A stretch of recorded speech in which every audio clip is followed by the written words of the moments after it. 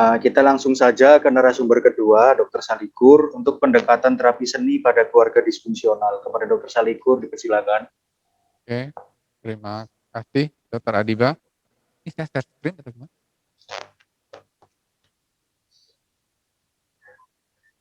Dari saya ya, oke. Oke, share screen. Bentar ya. Oke.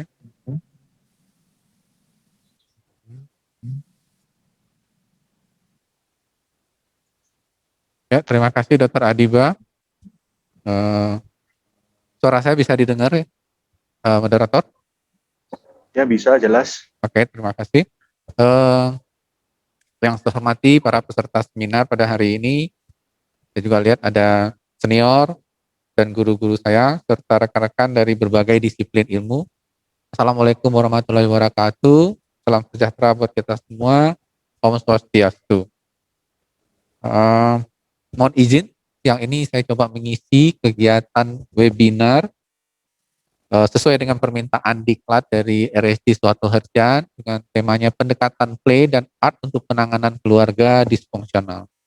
Tadi udah dibawakan oleh Dr. Isa tentang play dan saya coba bawakan nanti tentang artnya. Nah, kemudian ini cukup luas ya, penanganan keluarga disfungsional begini sangat luas. Jadi saya coba menyempitkan sedikit.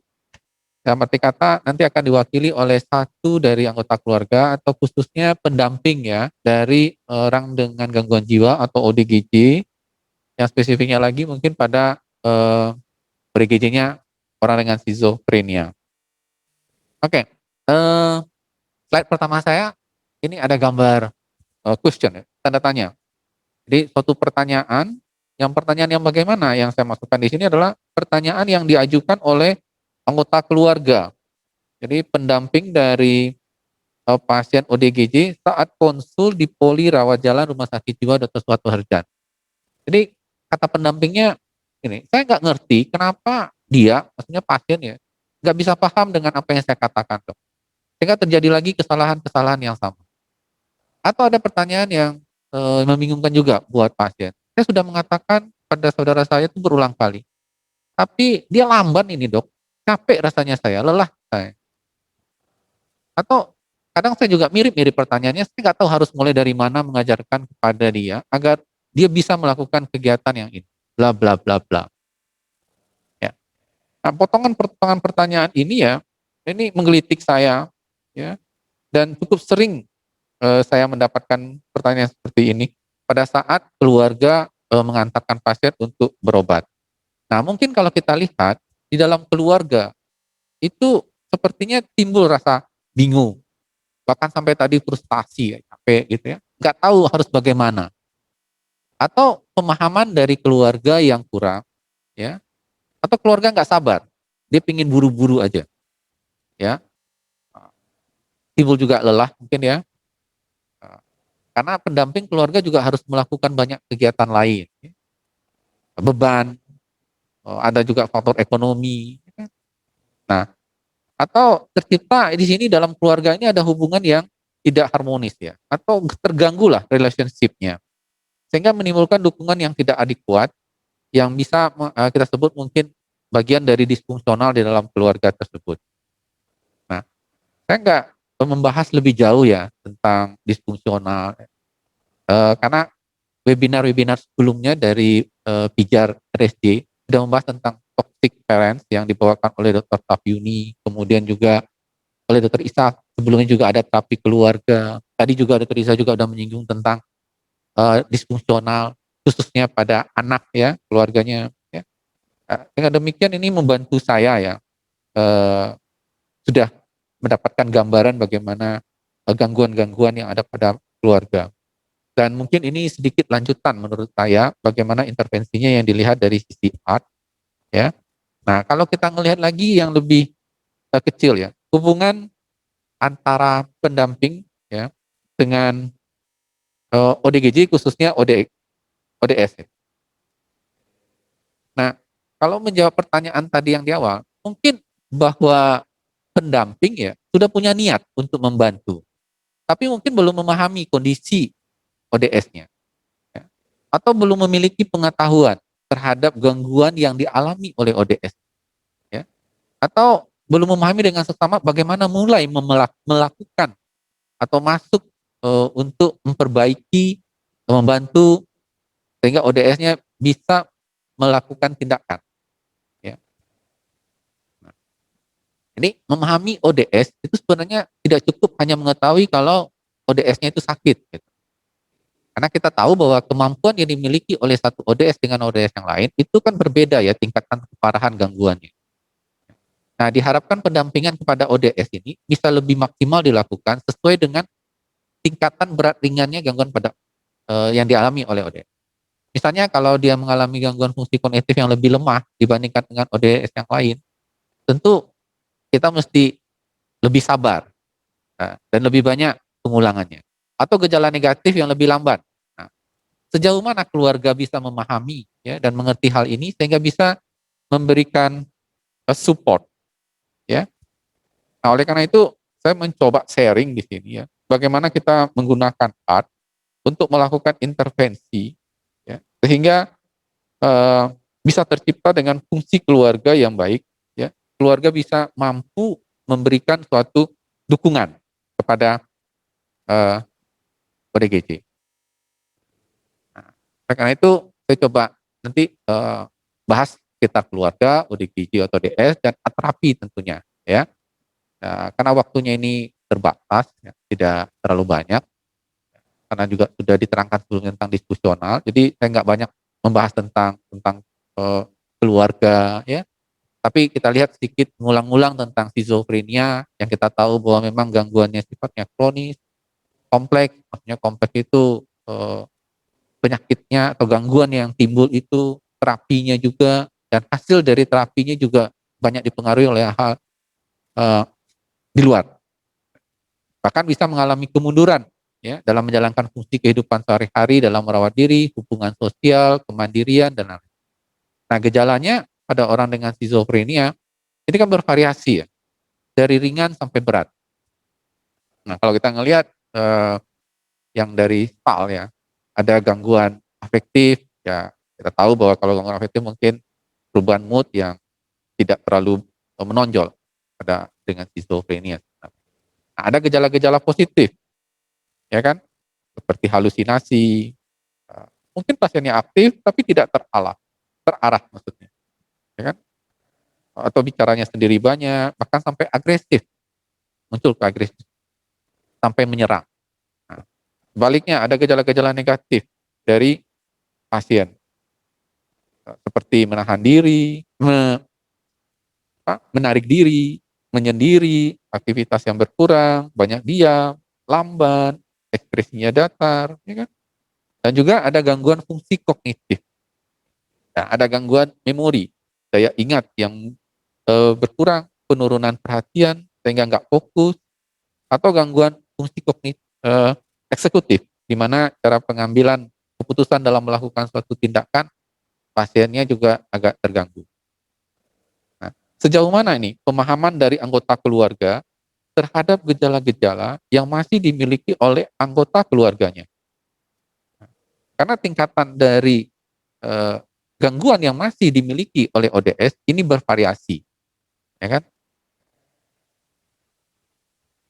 Nah, ini saya nggak perlu ngulang, tapi kita paham bahwa ada obat dan non farmako untuk penata laksanaannya, dan kita tahu bahwa intervensi psikososial ya, sangat penting, di mana dia akan membantu aspek pemulihan ya, dari pengurangan gejala hingga peningkatan fungsi sosial, bisa mandiri, keterampilan berkomunikasi, ya, tujuannya untuk meningkatkan kualitas hidup, mandiri dan produktif. Ya. Biasanya ada tim, ada klinisi, pasien dan anggota keluarga. Juga ada tujuan dan lebih baik lagi kalau dipantau dan dievaluasi. Nah, kalau bicara intervensi psikososial kan sangat banyak sekali. Ya kan, salah satunya kita bisa melakukan intervensi dari keluarga. Memang kita tahu bahwa dukungan keluarga bukan satu-satunya faktor yang berperan, tapi perlu ya dan penting. Kenapa? Karena masih adanya stigma ya. Juga yang namanya skizofrenia ini gangguan yang tidak mudah untuk dipahami, malah kadang menakutkan, ya kan? Atau tidak wajar yang kadang aib juga, menjadi beban dan banyak lagi. Ya kan? Akibatnya penderita skizofrenia itu eh, dikucilkan, disembunyikan, sampai bahkan dipasung. Dan ini memberikan dampak. Ya. Akhirnya juga muncul juga gangguan fungsi sosial, ya kan? Tidak hanya dari gangguan yang dialami, tapi dari tindakan dari orang-orang di sekitarnya juga akan menimbulkan. Nah, kalau ada dukungan dari keluarga, kita berharap akan ada kontribusi besar ya dalam perkembangan fungsi sosial, juga mendukung kesehatan, kesejahteraan. Individu kita harapkan bisa menjadi lebih tenang, damai. Dia juga close, ya, lebih dekat dengan keluarganya, ya kan? Bisa saling mendukung, juga menumbuhkan coping adaptif, ya, sehingga eh, apa? Kalaupun ada stres itu bisa ditekan dan bahkan mengurangi relapse. Tuh. Diharapkan dukungan dari keluarga itu akan berpengaruh positif ya. Tidak sebaliknya, justru pasiennya sangat tergantung terus begitu. Itu yang kita harapkan dari intervensi begitu. Nah, dari House dan Kahn, saya coba kutip itu ada 4 fungsi dukungan dari keluarga. Ya. Yang pertama adalah dukungan emosional. Sejauh mana eh, perhatian, kasih sayang, empati, ya, yang bisa didapatkan sehingga memberikan perlindungan dan dukungan psikososial untuk ODS bisa berkembang. Kemudian dukungan informasi, ya kan? Termasuk di situ terapi yang didapat atau gangguan-gangguan yang diderita oleh pasien sehingga bisa meningkatkan coping adaptifnya dan kesembuhan pada ODS. Kemudian juga dukungan instrumental dari keluarga, termasuk bantuan tenaga. Mampu nggak keluarga juga meluangkan waktu untuk membantu, melayani, mendengarkan. Ya.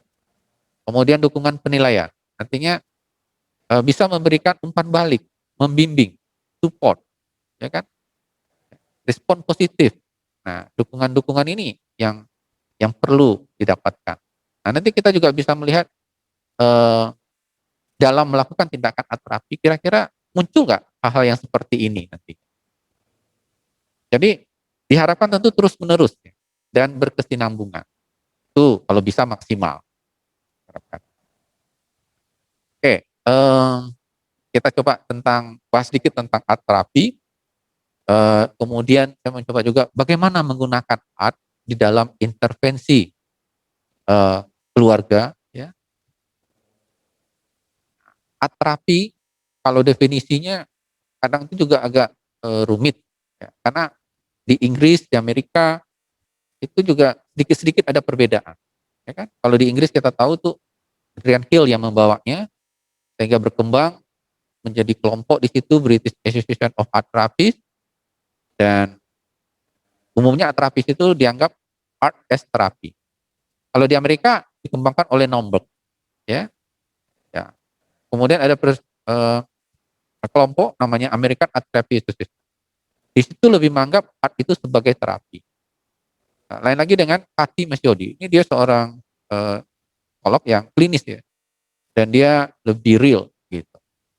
Nah, tapi intinya bahwa art terapi itu menggunakan media seni, ya, media seni untuk mencapai well-being atau healing atau terapi. Ya, itu yang diharapkan. Tapi ada dalam penelitian-penelitian kalau kita melihat bahwa eh, spektrum bagaimana praktek dari art terapi itu, memang terapi itu digunakan 62% di dalam art terapi. Assessment itu bisa 18%, ya kan? Yang lain-lainnya kecil. Nah, kemudian kalau kita lihat nggak jalan, nah, prakteknya medis, ya, medik dokter tuh gunain kira-kira 10%. Ini penelitian ya di luar ya. Kita nggak tahu nih kalau di Indonesia. Psikoterapi mau di dalam rawat jalan atau di rumah sakit itu kalau digabungkan cukup besar. Jadi mungkin nih bagian dari psikolog juga banyak menggunakan. Yang lain itu sedikit kecil. Ya. Ya, ini secara ringkas bahwa bisa dilakukan pada anak, remaja, dewasa, lansia, ya, baik yang ada gangguan fisik, gangguan mental, atau gangguan emosional, ya. Variasinya juga ya beberapa bermacam-macam.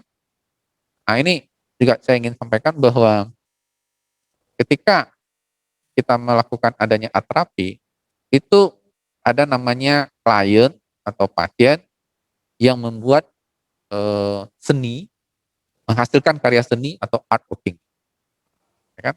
Jadi gambar atau ekspresi yang dihasilkan itu diharapkan bisa mencerminkan pengalaman emosional dari klien atau pasien.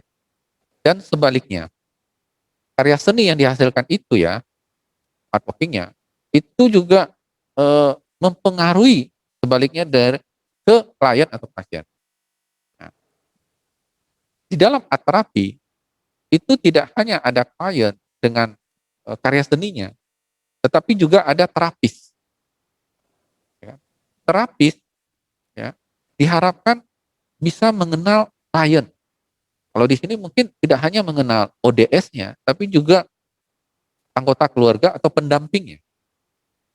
Art terapis juga sedikit banyak mesti mengetahui dengan seni.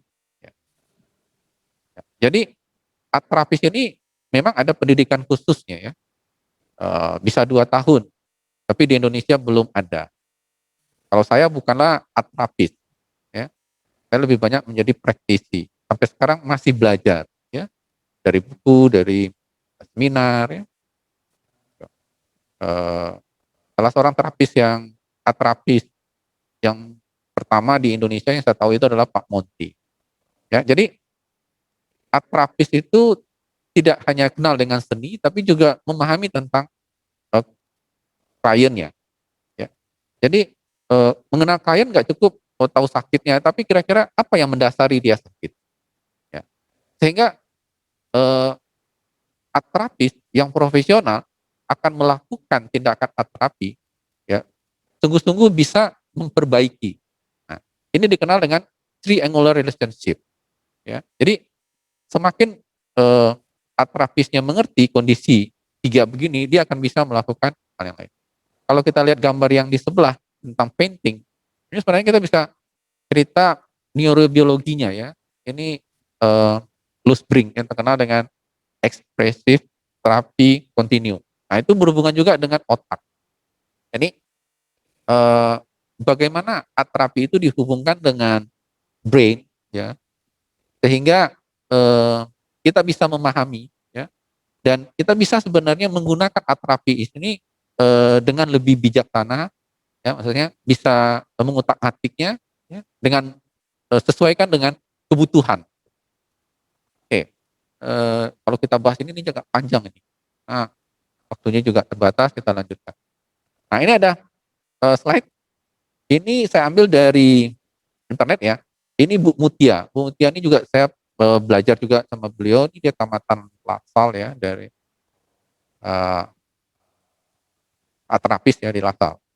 Ya, ada perbedaan ya antara art activity dengan art terapi. Meskipun keduanya sama-sama menggunakan media seni, ya, ada proses kreatif, tetapi di art activity tentu di situ ada guru ya, guru yang ikut berpengaruh, berperan dalam menentukan aktivitas seninya. Jadi di situ hasilnya nanti akan ada nilai estetik. Jadi bagus, tidak bagus, laku terjual, bisa diproduksi banyak, ya kan? Jadi ada targetnya, yaitu mungkin ekonomi, mungkin keindahan dan lain-lain.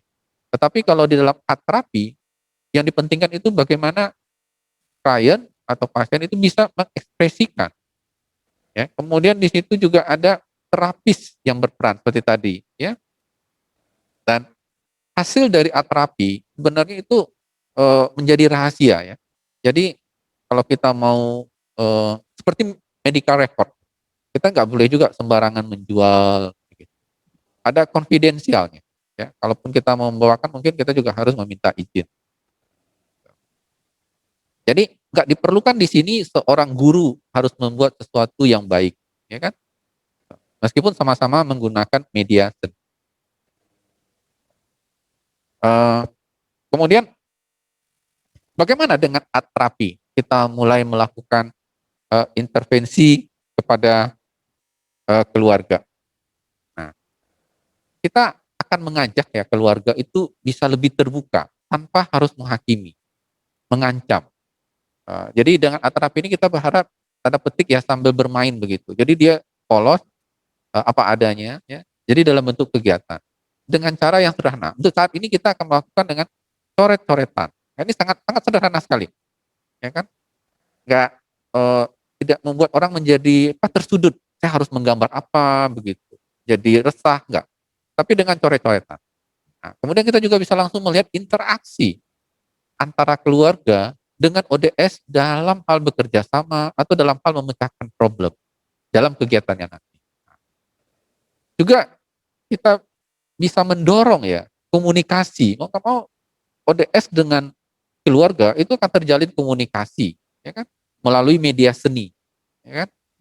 Kemudian juga bisa menemukan dan belajar dari proses yang ada dengan cara yang konstruktif, ya. Nah, mudah dilakukan, ya kan? Merangsang kebebasan serta spontanitas dalam berekspresi. Jadi nggak ada rasa takut-takut. Oke. Nah, kita juga mengharapkan ya adanya peningkatan dan pendekatan hubungan relationship yang baik ya, yang lebih dekat, yang saling memahami antara keluarga dengan ODS, ya kan? Di mana nantinya ODS juga akan merasa lebih dihargai, lebih diperhatikan, ya kan? Bisa mendapatkan kesempatan dia untuk mengembangkan kemampuan-kemampuan yang dimiliki. Ya mungkin salah satunya mungkin kalau dia senang seni untuk menggambar, itu bisa meningkatkan kreativitas atau yang lain, ya kan? Juga dengan art terapi yang akan kita lakukan, kita berharap bisa mendapatkan pengalaman emosional ya, yang bisa dirasakan dalam menghadapi suatu problem atau peristiwa. Karena nanti ada tugas yang akan dikerjakan. Juga membuka mata, pandangan, pikiran ya terhadap persoalan yang ada. Nah, ini muncul insight lah kita harapkan, ya. Kemudian kita berharap juga membantu individu mengenali, mewaspadai alasan ia berpikiran dan berperasaan tertentu dalam menghadapi pengalaman. Jadi nanti kita adakan diskusi setelah melakukan art terapi. Nah, alat dan bahan, ya, ya alat dan bahan ini kita yang sederhana aja. Untuk kali ini ya, untuk kegiatan art terapi yang katakanlah ini yang pertama gitu ya. Karena nanti ada kegiatan sebenarnya. Kita perlu kertas gambar minimal A3. Kalau nggak ada kertas putih saja, tapi kalau bisa A3. Kalau A4 agak kecil. Bisa juga bisa, ya. Kemudian pensil warna, ya, spidol, krayon, ini kita nggak usah terlalu sampai yang cat air yang atau eh, cat minyak, ya nggak usah. Kita pakai yang sederhana saja, ya. Ya. Kemudian apa yang harus dilakukan? Nah, ini kita mau melakukan apa? Terapi kepada anggota keluarga dan ODS. Jawabannya scribble. Scribble ini coret-coretan. Tapi cara coret-coret ini kita bisa mengintervensi keluarga. Ya gimana caranya ini? Ya kan? Ya, dalam tindakannya tadi juga di play itu kan ada tahapan-tahapannya ya dari saya. Nah, kita juga sebenarnya ada tahapannya di dalam melakukan atrapi. Ya, tadi ada ice breaking ya. Kita juga ada warming up lah istilahnya itu. Warming up ini kita juga nanti saya coba uraikan sedikit ya. Itu kita di sini juga sesuai lah dengan yang kita harapkan nanti tentang scribble ya. Kita juga coret-coret tanpa putus. Ya, ini dulu, nanti kita lihatkan video. Kemudian kita baru masukkan intinya menggambar coret-coret bersama. Jadi antara keluarga dan ODS. Ya kan? Itu ada permainannya, ada katakan permainan ya. Ada yang jadi pemimpin dan ada yang jadi pengikut di dalam scribble tersebut. Nanti diganti, ya. Jadi awalnya keluarga atau awalnya ODS boleh. Nanti kita serahkan kepada mereka. Yang mana yang mau menjadi pemimpin dan yang mana mau jadi pengikut lebih dulu. Kemudian setelah ada hasil dari gambar scribble-nya, kita bisa menindaklanjutin lebih lanjut dengan mengisi warna atau menegaskan ada bentuk-bentuk atau gambar rupa dari coret-coret yang ada itu. Kemudian kita lakukan diskusi bisa sampai kepada intervensi nanti. Kemudian ya ringkasan, membingkai, dan menutup. Ya. Nah, kita coba singgung sedikit mengenai warming up. Ini penting sebelum kita langsung melakukan ya. Ayo gambar bersama begini-begini. Ya kaget gitu ya. Karena orang tidak memulai ya. Sama seperti kita mau melakukan olahraga, kita ada warming up pemanasan. Ini membantu ya klien atau pasien kita terbiasa menggambar dan mengekspresikan dirinya secara kreatif. Ya, meningkatkan kepercayaan diri, membuat dia lebih cenderung akan terus menciptakan, akan terus berkreatif. Ya kan? Juga membantu menyampaikan pesan bahwa dalam terapi seni itu tidak masalah bagaimana caranya Anda menggambar. Ya, jadi dia sudah mampu berekspresi, ngikutin apa yang dia pikirkan, apa yang dia rasakan. Ya kan? Nah, pemanasan atau warming up ini tadi bisa berhubungan dengan tema utama atau juga tidak. Nah, tema utama kita pada ini kan adalah scribble. Ya, bisa juga nanti warming up ini kita lakukan misalnya dengan cara eh, menuliskan satu huruf depan pertama dari nama klien atau pasiennya kita. Misalnya kalau namanya ABCD, berarti huruf pertamanya A. Nah, cobalah buat huruf A dan hiaslah gembur A itu seindah mungkin, semenarik mungkin, yang nyaman buat Anda atau yang bisa mewakili Anda. Nah, itu sudah merupakan warming up mungkin, ya. Atau yang sekarang kita langsung aja dengan coret-coret itu. Nah, kita masuk dengan warming up. Menggunakan coretan sebagai permulaannya, ya. Nah, nanti kalau sudah ada hasil coretannya, itu juga bisa diisi dengan warna. Jadi tiap kan tadi ada dua ya, ada klien, ada ODS dan ada anggota keluarga. Jadi masing-masing melakukan, diberikan kertas A4, kemudian diharapkan mereka memilih satu warna, apakah itu dari pensil, dari spidol atau krayon, lalu mulai melakukan warming up. Nah, kita lihat videonya seperti ini. Ada kalanya ya ODS ya, saya pernah melihat bahwa ODS itu juga nggak ngerti apa sih yang dimasukkan dengan scribble. Ada kalanya kita harus mencontohkan ya. Oh, ini jadinya semi workshop ya. Ya, jadi kita mencontohkan tidak apa-apa, atau kalau perlu kita putarkan video yang begini sehingga dia mengerti yang dimasukkan itu coret-coretannya, ya kan? Karena kita di ODGJ yang datang ke kita khususnya di poli rawat jalan itu memang agak berat-berat ya dengan pemakaian polifarmasi. Nah, jadi diharapkan dengan sederhana ini ODS-nya itu bisa melakukan ya. Begitu juga pendampingnya atau anggota keluarganya. Kita beri kesempatan buat mereka melakukan warming up coret-coret yang seperti ini saja. Ya. Oke. Nah, hasilnya bisa aja seperti ini. Ya. Yang di kiri ini keluarganya, yang ini adalah ODS. Ini keluarganya, ini ODS. Nah, kita juga bisa eh, meminta mereka untuk mewarnai ya bagian-bagian yang ada di dalam coret-coretan ini. Apakah mereka melihat di sini ada apa? Ya, seperti ini. Oh, dia melihat di sini ada huruf K misalnya. Ya, kita bisa nanya lebih lanjut ya sebagai pemanasan. Tapi eh, ya ada apa? Mengapa pilih warna? Bla bla bla bla. Tapi saya ingin menyampaikan bahwa dia bisa mengisi hal yang seperti ini sebagai pemanasan. Nah, ya. Kemudian intinya kita ingin melihat lebih jauh, ya kan? Makanya kita ingin mereka bekerja bersama, ya kan? Makanya ada yang namanya pemimpin, ada yang namanya pengikut. Jadi gambar coret-coret yang dilakukan bersama. Jadi ada yang jadi pemimpin dan ada yang jadi pengikut. Kita meminta mereka untuk berdiskusi, terserah siapa yang ingin jadi pemimpin, siapa yang ingin jadi follower. Jadi dengan coret-coret, yang satu pemimpin, yang lain mengikuti leadernya. Nah, seperti yang ada pada video itu. Gak apa-apa kita mencontohkan. Sehingga ODS-nya mengerti. Ya, kalau pendamping atau kata keluarga biasanya is okay ya. Nah, setelah itu kita meminta mereka ya untuk melakukan pengisian warna, ya kan? Nah, pengisian warna. Ya. Jadi ini salah satu mungkin dia mencoba membuat daun yang terlintas dari pikiran uh, klien ini daun warna hijau ya. Ada juga nanti gambar yang lain yang mungkin terlintas begitu ya.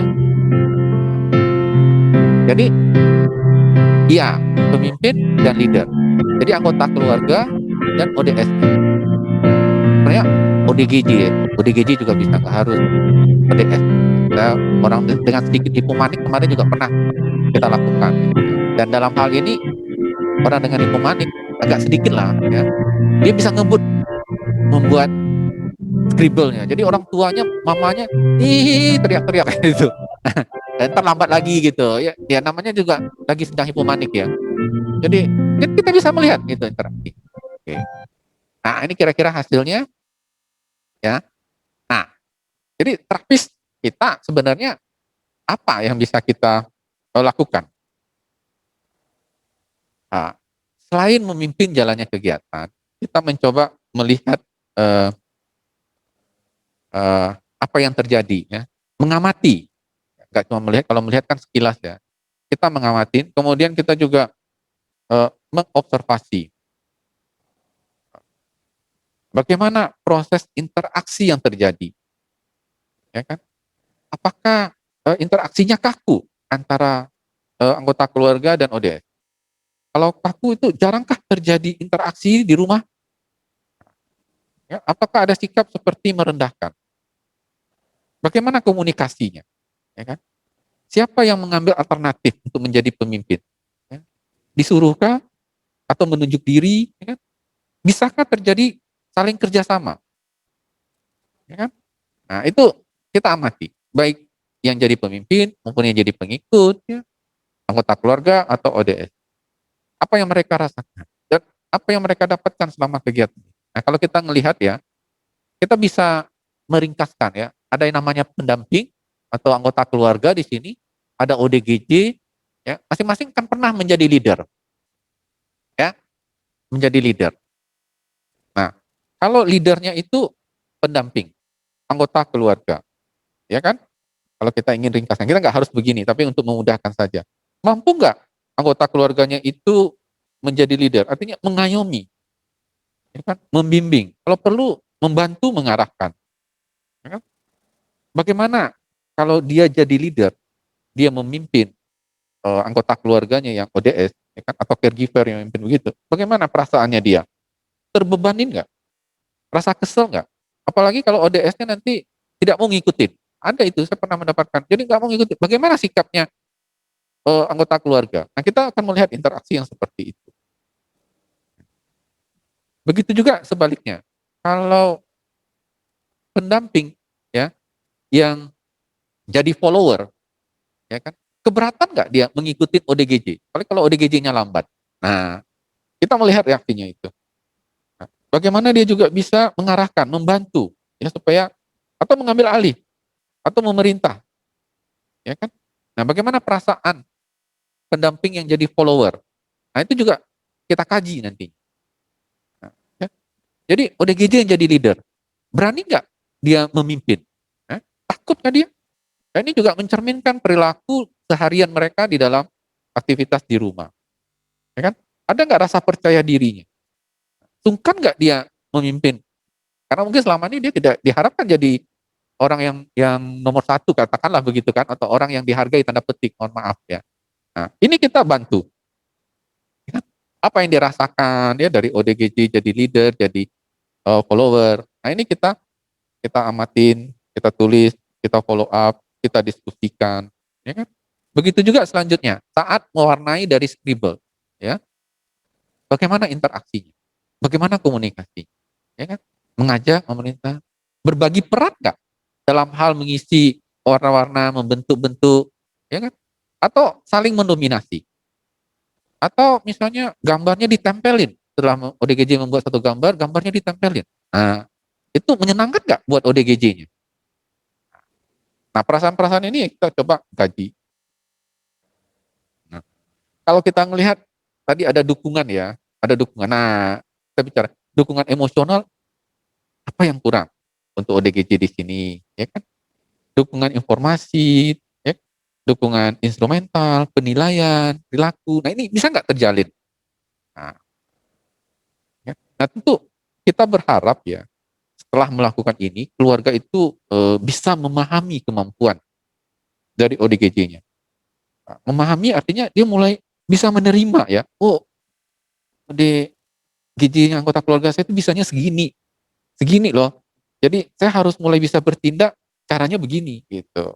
Jadi kelelahan mental pun dari anggota keluarga itu bisa diobatin ya, dan dia bisa mampu lah jadi caregiver yang baik. Sehingga ODGJ atau ODS di sini ya mendapatkan dukungan, dan kita juga bisa memberikan intervensi. Kalau kita mampu konseling ya konseling saja. Tapi kalau berat kita bisa rujuk nanti. Ya, karena di sini juga ada berbagai macam lapisan disiplin ilmu yang cukup hadir. Nah, simpulan ya, intervensi keluarga yang kita lakukan saat ini, yang saya coba sharing pada saat ini, baru satu anggota keluarga, khususnya mungkin pendamping ya, dengan ODS. Nah, kita bisa sebenarnya menghadirkan beberapa anggota keluarga, tapi menurut situasi dan juga faktor-faktor yang lainnya ya, juga belum untuk saat ini gitu. Agak berat juga mungkin buat anggota keluarga. Tapi kalau sewaktu-waktu memang dibutuhkan ya keluarga yang cukup sederhana, kita bisa melakukannya ini. Ini sebagai satu tindakan awal. Ya, memang belum dilakukan ini penelitian yang mendalam untuk tindakan terapi yang seperti ini. Tapi ketika secara kualitatif ya, ketika kita menanyakan hasilnya, eh, keluarga banyak mengatakan ini sangat berguna. Ya, semakin mengerti kondisi orang dengan skizofrenianya. Mereka mulai menyadari, ya kan, dan menerima bahwa kemampuan ODS, kemampuan anaknya ya segini. Dan ini membuat keluarga juga merasa lebih lega, ya kan. Kemudian berharap ya bahwa pendamping atau anggota keluarga ini bisa menularkan ya kepada anggota keluarga yang lain ya, agar bisa melakukan dukungan juga kepada. Nah, terakhir mungkin ini belum sempurna. Artinya dengan satu ini lalu kita mengatakan oh ini sudah intervensi keluarga yang maksimal. Belum, ini baru satu tindakan. Ya. Dan nextnya mungkin kita bisa sharing lagi tindakan intervensi terapi untuk keluarga yang lainnya. Nah, mungkin demikian yang bisa saya sampaikan. Kalau ada kata, kalimat yang salah, mohon maaf. Waktu saya kembalikan ini kepada Dr. Adiba.